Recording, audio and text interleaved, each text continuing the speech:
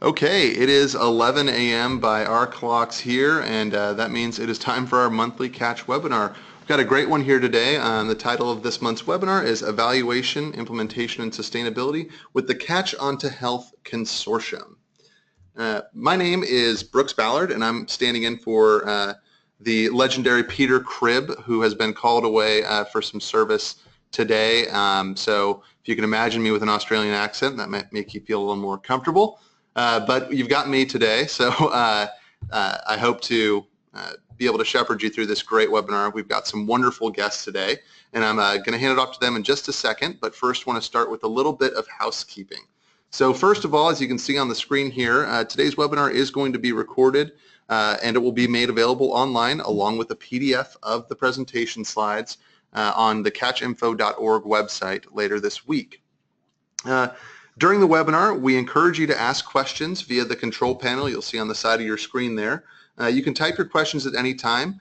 We will have a Q&A portion at the very end, but I've been told by our speakers that they would love to hear questions throughout the presentation. So if you have them, feel free to type them in at any time, and if appropriate, we will bump in and ask your question right then.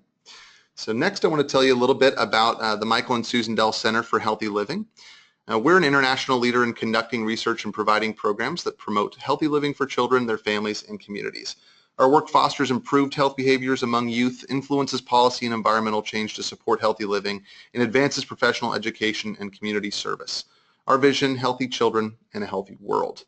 We are part of the University of Texas School of Public Health here in Austin, and we are the hosts for these monthly Catch webinars and have a wonderful partnership with the Catch Group. So you can learn more about our center at msdcenter.org.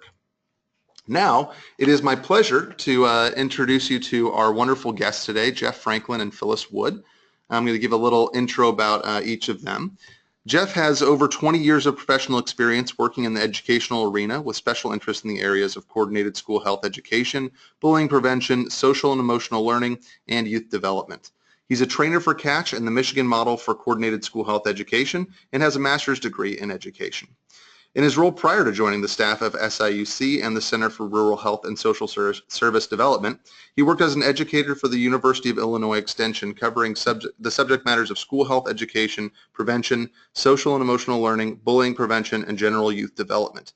In addition, he served as the health educator for 2 Illinois Delta Network schools, charged with not only teaching health education, but providing oversight of the implementation of the 8-component coordinated school health model. Jeff has continually worked with current educators and many pre-service educators to better able them to meet the needs of their students and oversees many practicum experiences for students completing a master's degree in public health, something we can really appreciate here at the School of Public Health. So welcome, Jeff. Our other speaker here today is Phyllis Wood. She's a health educator and the Catch director for Egyptian Public and Mental Health Department. That is in Illinois as well, despite the possibly confusing name there. Phyllis has worked for several years with the Illinois Delta Network on improving access to health care, promoting children's health, and addressing health disparities in Southern Illinois. She's facilitated community health councils, is a school-based health center board member, and participates in several interagency network coalitions, health advisory, and advocacy groups. Phyllis has received extensive training in coordinated school health and is a certified Catch trainer and is certified in youth mental health first aid. Welcome, Phyllis and Jeff. With that, I'm going to hand it over to Jeff, who is going to kick us off here. Jeff? Well, good morning. Thank you very much. And Phyllis and I are thrilled to be here and to be able to have a chance to share with you our project and some of the work that we've been able to accomplish over the last 20 years that has, we believe, truly impacted the health of our children. Our basic assumption that we have, and I'd like to give you some history of how we got to where we are now, and so we can better address our accomplishments. But the basic assumption that we see in the Catch, so next slide please, in the Catch training is that we truly believe that we can create these environments that will impact behaviors. So even though we've been doing this work for over 20 years, and before the policy systems and environmental change language, and that was what everyone should be saying and doing, we were doing this. This is what we believed in. and we wanted to address chronic disease. And that's part of our Delta States grant. What we were working on was decreasing obesity and increasing physical activity with our students. Everything just really started to flow looking at creating the environment. So our first goal was to address the chronic disease by obesity and physical activity. And so on the next slide, you can see that we just really like this slide. I have a cat that looks like this. Doesn't necessarily eat chips and drink beer, but it does kind of look like that. But so we have seen obesity rates increase with children, and we know this, and we have seen this in our areas. And on the next slide, you'll see that we've seen obesity rates more than triple for a lot of different reasons and things that have happened. And our Delta region, our Mississippi Delta region, so the southern 16 counties make up the northern tip of that region, we weren't immune to this. We weren't seeing anything different. Actually, we were seeing some trends that were even worse than what we were seeing in the country. So, obesity has changed a lot. And in the next slide, you see that there are how it looks from 1990 to 2010 within the United States. For our region, we were seeing some very similar data. So the next two slides just show you some of the data from our region, our southern 16 counties in Illinois. And you can see that we have some of the poorest health outcomes and access issues anywhere in our state in Illinois. So this one and then the next one just shows you some of our obesity rates, how we trend, and our physical inactivity and diabetes and chronic disease, all of these things that were really impacting us. And ultimately, in where we hope to impact is really looking at generational poverty and having an impact on that and chronic disease, and I'll get to that in a minute about how we're going to get to that. But our children really do live, in the next two slides you'll see just some very specifics for our county. So these are obesity rates in 2013. You can see how tremendously high we are. And then the next slide shows the number of our children that actually live in poverty.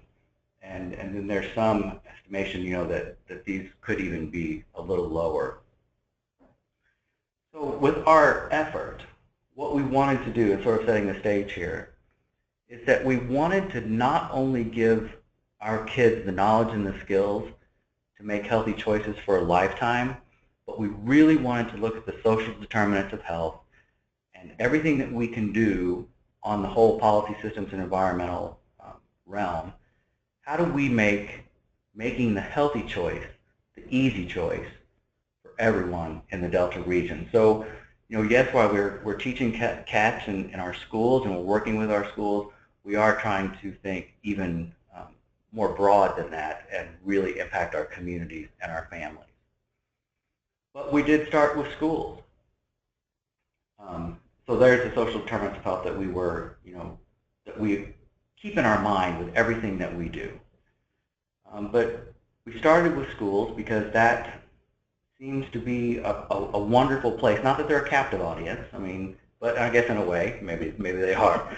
But it's been a great place to introduce new skills, give them a safe place to practice those skills, ask questions, learn, and then hopefully carry that out into their families and into the communities.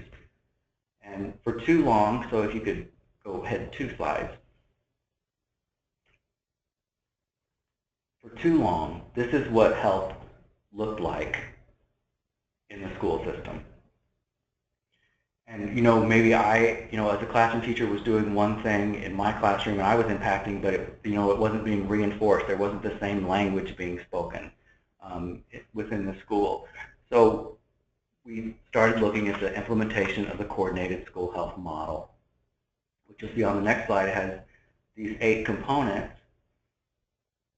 and the CATCH program, meets 4 of these. We like to think that it really does meet all of them in some fashion. And this is where we started and what we've been doing for the last 20 years. But this has been updated, and we really like the new model, this one right here, that it's the whole school, the whole community, and the whole child. That we can't just think about the physical health of kids, that we need to think about the social and emotional health of kids as well. And you know, when we think about mental health, you know, there's a link between chronic disease and mental health. So we really wanted to expand what we were doing and what we were working with our kids, and to include that. So when we saw this new model, we were thrilled, you know, that it goes to this. So how did we get to this point where we're now, you know, working with all of these components and all of this model? It started a long time ago, which I feel like I'm getting to the point now where I need to retire and fire myself and pass it on. But in 1995, our local health department was working on their I-plan,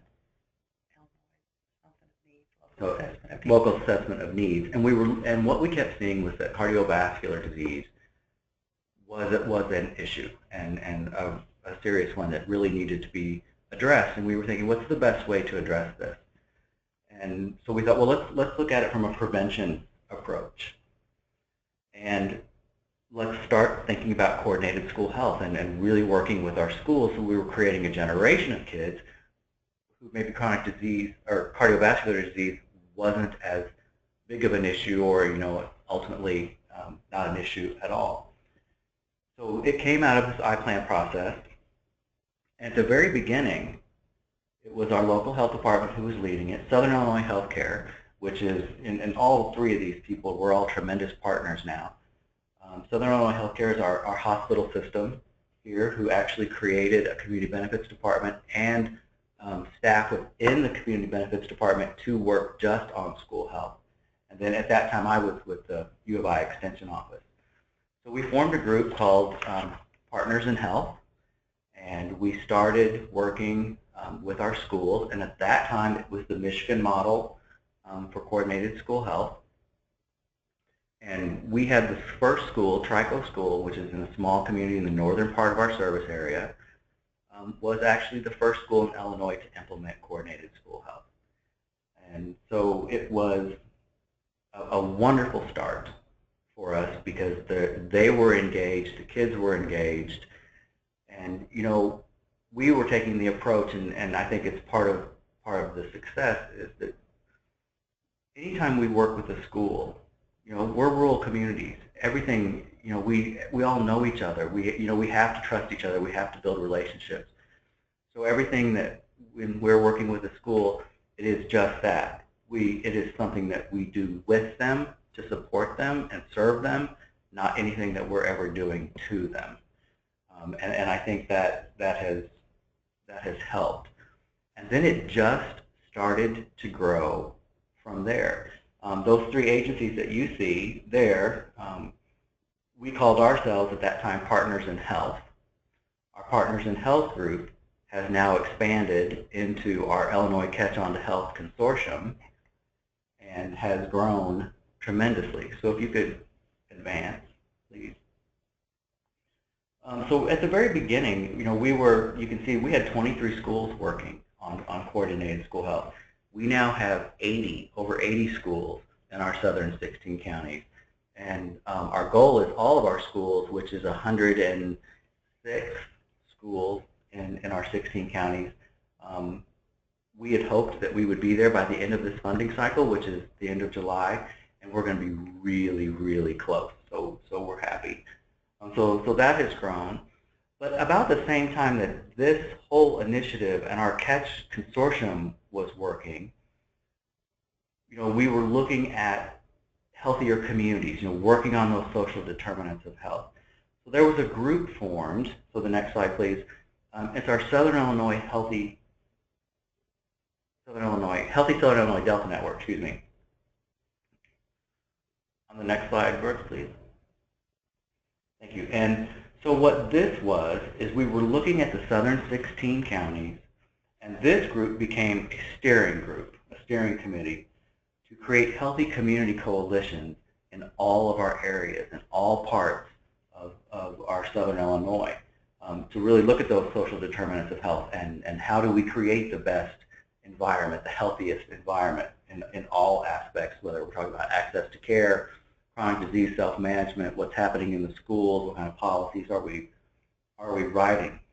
So then from this group, we have, and on the next slide, you will see that there are healthy community coalitions that have formed under the umbrella of the Healthy Southern Illinois Delta Network in these areas, and you can tell by the colors where those groups are. Then under these particular coalitions, so I'll take Jackson County because that's Carbondale and that's where we are. There are action teams that look at specific health topics. So whether it is the Positive Youth Development Action Team, whether it is the Healthy Living Action Team, some around chronic disease, some around sexual violence, cancer. So then there's all these teams, and again, it's that leveraging of resources and relationships that have formed these healthy community coalitions that function in a way that is sometimes just amazing to me. There are no real turf issues. I mean, we really do function with the same common mission and theme. And then at the whole time, we have, you know, our Healthy Illinois Catch on the Health Consortium, which is really an umbrella under all of this, under this umbrella as well. But on the next slide, you'll see when we first started, and this is how our funding comes. We are federally funded. It's the Delta States Network grant to do our coordinated school health work, and it comes from HRSA's Federal Office of Rural Health Policy. That money comes to us here at SIU in the School of Medicine Center for Rural Health, and then what we do is we fund physicians in those 3 health departments that you see there, and which one of those is Phyllis, and you'll hear from her in just a moment. And then they work to become those wellness team members that are in the schools working with them, helping them with all of the things that we do. We have grown a lot. So on the next slide, you can see what we look like now. So this is our consortium. All of these members are now very active. We are a consortium that we focus a lot on the sustainability of our work and the things that we want to do. So we know grant money, soft dollars can go away, but we want to create a group with a common vision, so even if our federal dollars do happen to go away, that our work will continue in some aspect. The next funding cycle, which we are hopefully going to, we will be able to fund a lot more staff and a lot more of these agencies, which if you know anything about the Illinois budget situation, that's really positive. And you can see the people that are members, and so we have our hospital corporations, we have 2 universities, we have all of the health departments are represented, and now coming up we have Centerstone, which is our behavioral health organization that works. So as a group, it was important to us to formalize in some way. We do retreats, we team build, but for us, because it's important to me and it's important to all of us that our group does function well together, and to do that, all voices have to be heard and respected, and we move forward in our work plan together. It's not a work plan that as the grant holder, SIU is going to say, okay, this is what we're going to do. Everyone is involved in the development of our work. And this is the vision and the mission that we came up with together. And you can see I mentioned this at the beginning. It's working to give kids the knowledge and the skills to make healthy choices for a lifetime. And the next are some goals, and you can just see what we really wanted to do. And that was the community-wide awareness, the social determinants of health, and make sure that we are always present even after some of us are gone, meaning retiring. So, but for me as a project director, on the next slide, these are some of the things that I wanted to see us do with schools. And ultimately what HRSA would like us to do is address the health disparities. But that we will continue to work to increase the amount of physical activity, the moderate to vigorous physical activity that kids receive each day. That, you know, our ultimate goal is 60 minutes. We have measured that and we're there, and I'll show you something in a moment that tells you where we're at, and that we want to address, you know, obesity issues with kids, and then some of the chronic diseases that come with that.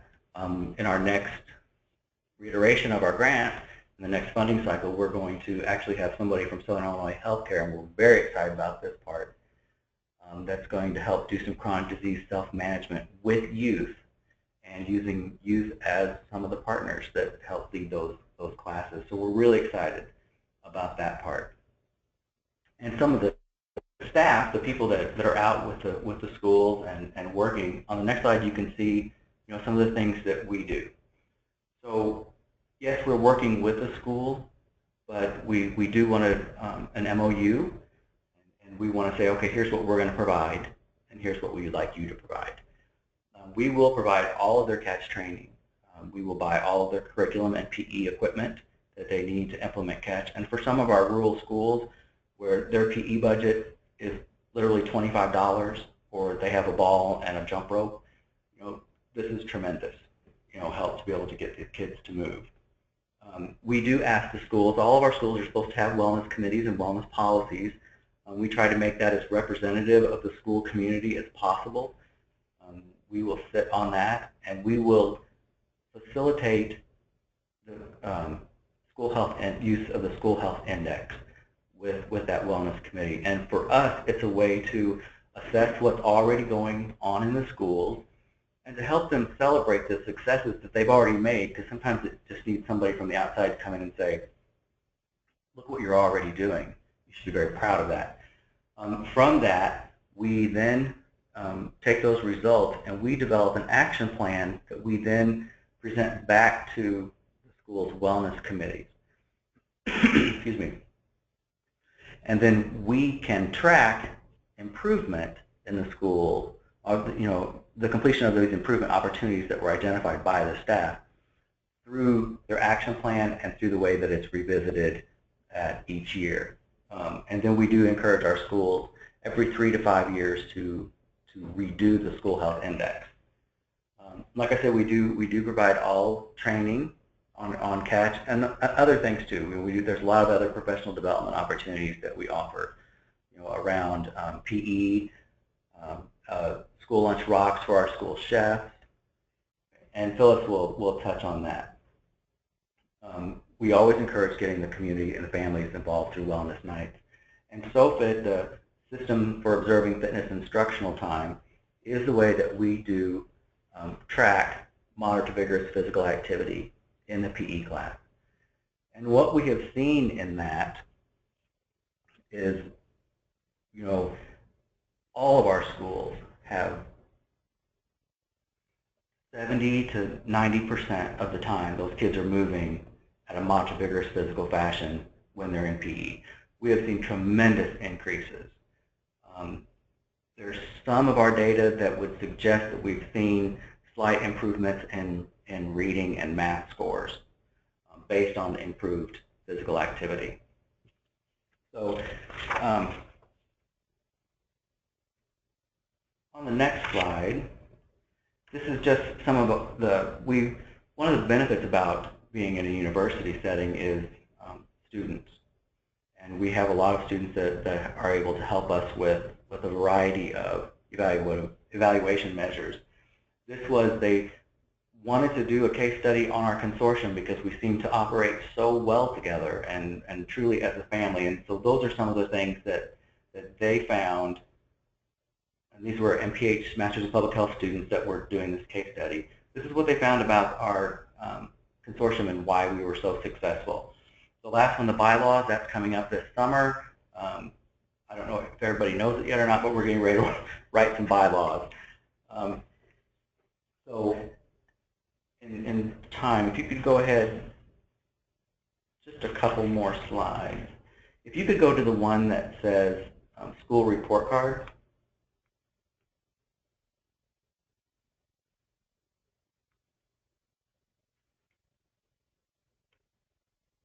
Thank you. In Illinois, we have, and we will make these slides available to you just so you can see this.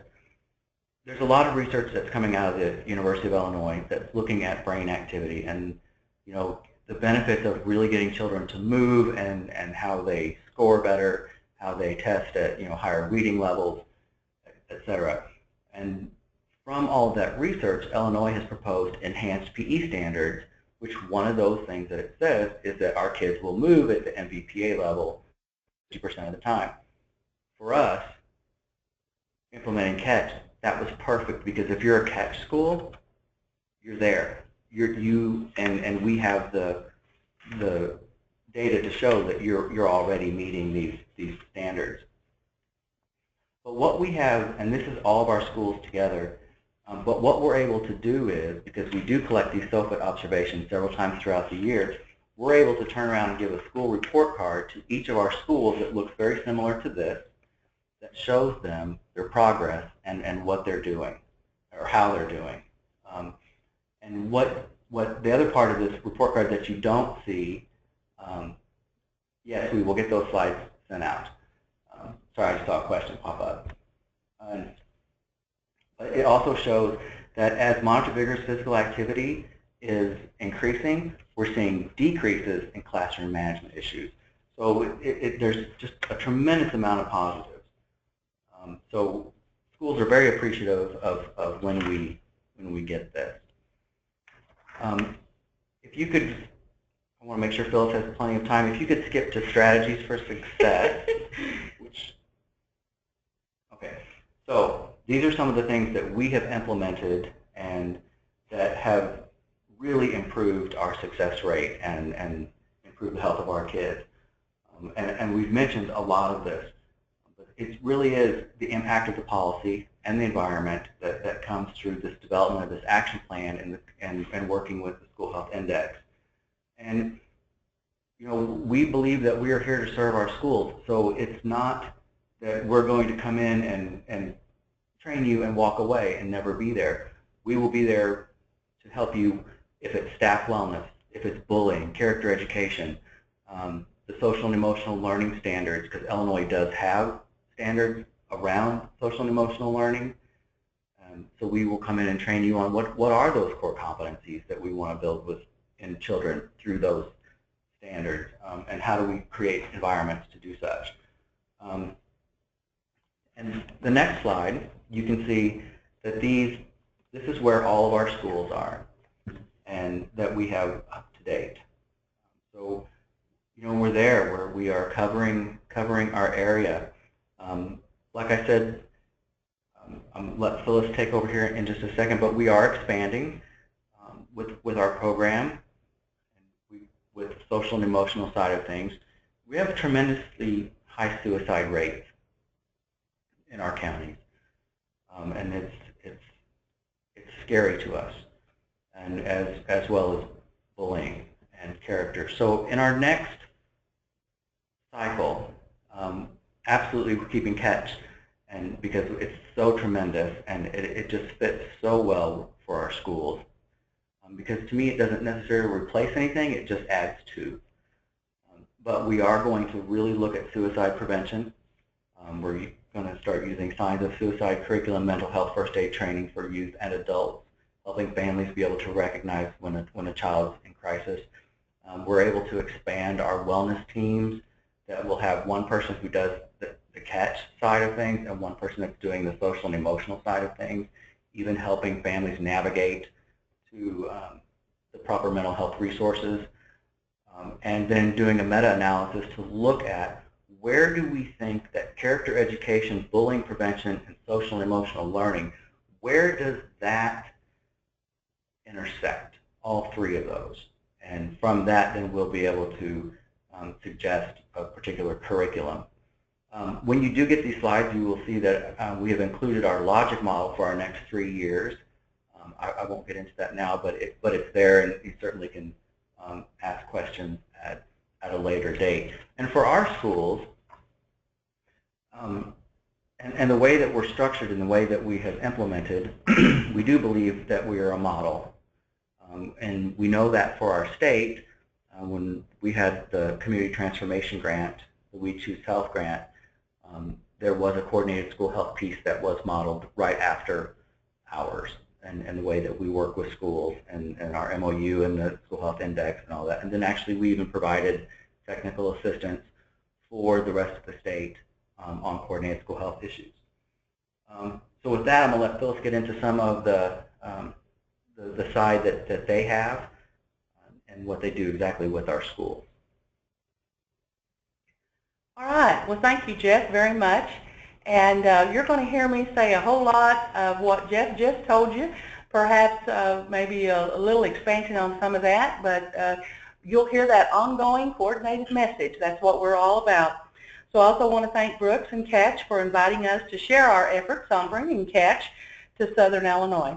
My name is Phyllis Wood, and I am a health educator for Egyptian Health Department, and I've been implementing the Catch program for around 9 years now.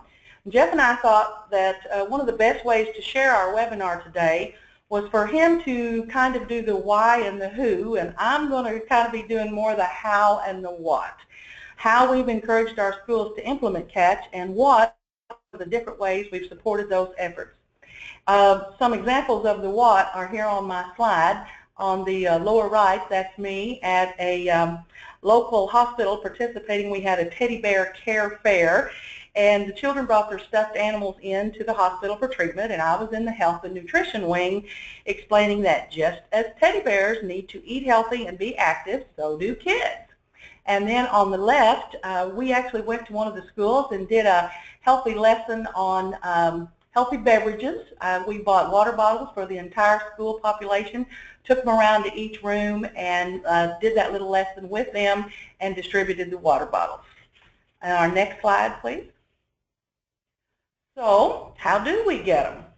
Even though we cover 16 counties in Southern Illinois, we still consider ourselves to be a fairly close-knit community. You heard Jeff say that more than once, how we consider ourselves truly to be an expanded, extended family. So between all the members of the Illinois Catch On to Health Consortium, we either know most of the people in Southern Illinois, or as I like to say, we're probably even related to a big hunk of them. So having those personal relationships allow us to approach our schools, know who to talk with, explain the program, and have the schools feel confident knowing we have the best interests of the students and the staff in mind, especially since the program directly affects our own families as well. This is where we live. We usually make contact in some way, either through personal phone calls, emails, presentations, etc. One time I was asked, do you know the local ROE, Regional Office of Education Director? And I said, well, I hugged his mother this morning at the local drugstore. Does that count? So we know people. So anyway, we meet with our administrators, our classroom teachers, our PE teachers, anybody that we can get to sit down and listen to how we're going to do the program. We explain it, what's required with it, how it's going to be implemented, how the funding works, those type of things. We also like to bring along some samples of the curriculum, the coordination kit, and even some physical activity items. I literally, one school I approached, I went through the whole thing about how it works, and I brought out some samples of some physical activity items that they could purchase, and it was a pair of foam dice, and the PE teacher jumped up and exclaimed, foam dice, I love foam dice, my kids love foam dice, I want to do this program. I got that school on a pair of foam dice. So now I know that you never know what's going to school, what's going to be something that's going to get them. So we work with a variety of things that we get to show them what a good program this is. Our next slide, please. So, okay, so here's some more next steps. So as you heard Jeff mention about the School Health Index, we require each school to fill out the CDC's, Center for Disease Control's, School Health Index, and that it is a self-assessment of the health of the school, and that it can be done either online or on paper. And we do help them develop that action plan to allow them to address the identified needs, and we are with them to help with that as they request it and as they need it. And we do encourage them to update that also, as Jeff said, because once you've met a goal, then it's nice to know that, hey, I accomplished that, and it's time to move on and find something else that we may need to work on. We also schedule catch trainings. We encourage the school to send as much of their staff as possible. We truly learned a long time ago that the more staff that attends, the better the program gets, and it works. They all have that understanding of the coordinated message, and that's what we want. We want everyone to be on board, all the way from the janitor to the school chefs, our cooks, all the way to the administrators. That's how the program works. That's the coordinated message. We go right to the school. We bring all our training materials, equipment, games, etc., and we make it fun. We also talk about health education resources. I'm going to touch on those a little bit later in another slide. And as Jeff mentioned also, the SOFITs. We do include the SOFITs as part of our evaluation, the System for Observing Fitness Instruction Time. We go into the school and we observe the PE class. We chart the activity level of randomly selected students. And we say random because these kids are pretty smart. It doesn't take them long to figure out who you're watching. So we have a lot of fun with the PE classes. And all our schools that do catch in Southern Illinois currently meet or exceed the recommended 50% moderate to vigorous physical activity rate, or MVPA as it's called. And most of ours are that 65 to 70% or 70% or above rate, and that is absolutely amazing to us. We are so thrilled with that. So, and if our schools don't have a wellness committee, we encourage them to develop one. We're available to serve as committee members. We offer assistance in updating, adopting, and implementing those school wellness policies. We prepare those monthly newsletters, and those go out in a variety of ways, either handouts, literally through the backpacks, on back of menus. They post them on bulletin boards. Sometimes they even put them on school websites. And we participate in those wide variety of events. We are a presence in that school, in that community. These are our people.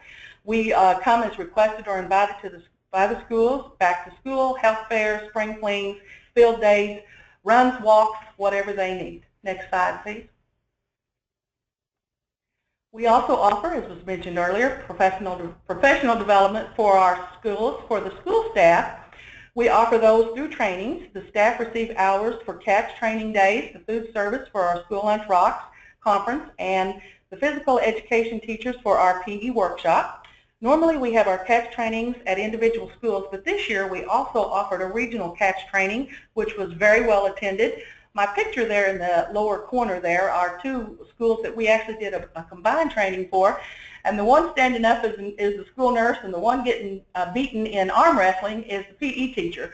But the reason I like this picture is you can see they're having fun. We like our trainings to be fun. School Lunch Rocks is a day to celebrate our school chefs, and each year we offer a variety of topics that are of interest to food service. We tell them about the updated state rules, the USDA rules and regulations, and we offer them what's most importantly, a chance to network with each other. That is so important to them and to us. Our PE workshop functions the same way and offers information directly related to physical education topics. Next slide. We also like to bring in a variety of activities to our schools. Catch has been able to bring some terrific interactive school assembly programs to our schools, such as Jump with Jill.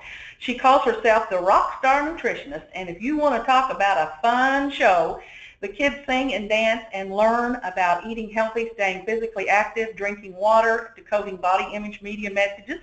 And Food Play is another program that brings live theater, juggling, music, magic, and motivational messages about a healthy lifestyle. And it's also a lot of fun. And you may have noticed that I have used the word fun a lot. Because as we all know from the CAT slogan, if it ain't fun, it don't get done. And we here in Southern Illinois are firm believers in that philosophy. And as I mentioned earlier, CAT participates in the family fun nights with students and staff and families. And we do a wide variety of games, activities, and hand out educational materials. Next slide, please. All right, this is my resources. So one of the things we're really excited about is being able to offer schools the funds to purchase much-needed physical activity equipment. When we started the CATCH program at one of my schools several years ago, I asked them to take an inventory of their current PE equipment, and the teacher replied, "That's easy. I have a ratty kickball." And I said, "Well, I think we can help with that." And so through the years, we've been able to turn that into thousands of dollars of new PE equipment for them. And every time a box would come, the teachers would call me and they'd say, "It's just like Christmas. You ought to see the kids light up when they see this equipment." We've also been able to purchase things like an outdoor track that replaced a gravel track for a pre-K play area. We were able to put some shade out there for them. Activity materials including hoops, balls, scooters, yoga tapes, CD players, you name it, safety materials like sunglasses, those kind of things, which is going to help go into this new program we're getting ready to pilot in our area, the Ray and the Sunbeatables, and we just got our kits. We're very excited to get ready to do that with our schools. So one of the things we also like to do if possible is offer a stipend for classroom teachers for materials for health education lessons. I have never met a teacher yet who isn't creative, and it's amazing the things that they'll think of to use. For example, just as this slide shows, I had distributed literally just some coloring sheets to one of my teachers, and she said, "You know what, I think we can make that." And this picture is the Healthy Hut, and it's literally made out of construction, cardboard, and tissue paper. They put it in the hallway for the kids to use, and my teacher told me, she said, the only thing I had to do different, she said, the doorknob is a real doorknob because I made it a tomato and the kids kept squeezing the tomato, so I had to replace that, but they loved it. We also encourage our schools to put in school gardens, and we help them purchase materials for that. One of our schools was even able to use their seasonal produce in their summer food program, and that was a great benefit to the school. We've participated in things like farm-to-school efforts. We did an actual farmer's market at one of our little schools. We offered food tasting, we taught them about composting, and we even played fruit and vegetable games with them. We like to assist our schools in applying for a wide variety of grants as well. We're all about the more the merrier. You know, if it's going to work for your school or it's going to help get that coordinated health message out, let's go for it. We do expanded breakfast, school salad bars, smoothie machines, the fruit and vegetable grant, staff wellness, PE equipment, again, you name it. And my last slide, it does take a village. We could not do this without our partners. We work with a wide variety of outside partnerships such as the University of Illinois Extension, American Cancer Society, the Boys and Girls Club, local hospital systems, public transportation, and many others. And since our coalition does cover such a wide area, literally river to river in southern Illinois, from the Mississippi to the Ohio, we know we can call on each other for help when needed. Many of us are also now certified catch trainers, so we can team up to provide training very quickly when a school is ready. We work closely with each other on all those scheduled events, whatever's needed. And we also especially could not do this without terrific administrative support from each of our own agencies as well as our program director and our funders. We just have to mention that one of us needs help and away we can go. But what I absolutely like the most about CATCH is its sustainability. Once a school has the curriculum and has received the training, they can truly implement CATCH for years. Each school offers its own special considerations in implementing CATCH. There is something unique about each and every one, and it's our job to encourage their passion, their commitment to supporting health for their students, their staff, and their community, because truly, whether you're in the middle of a cornfield or a city, CATCH works. Thank you. Wow, well, fantastic presentations today from both of you. I'm just absolutely floored over here. That sounds like you are basically doing every best practice in the book with this consortium. You've had some amazing results, and it clearly is enacting the adage of it's fun, so it's getting done. So really impressive from both of you. I want to encourage anyone to who has questions to type them in into the questions box. I think most of the questions that have come in were answered during Phyllis's presentation. There were a couple that came in about recruiting schools, which it sounded like you were able to touch on.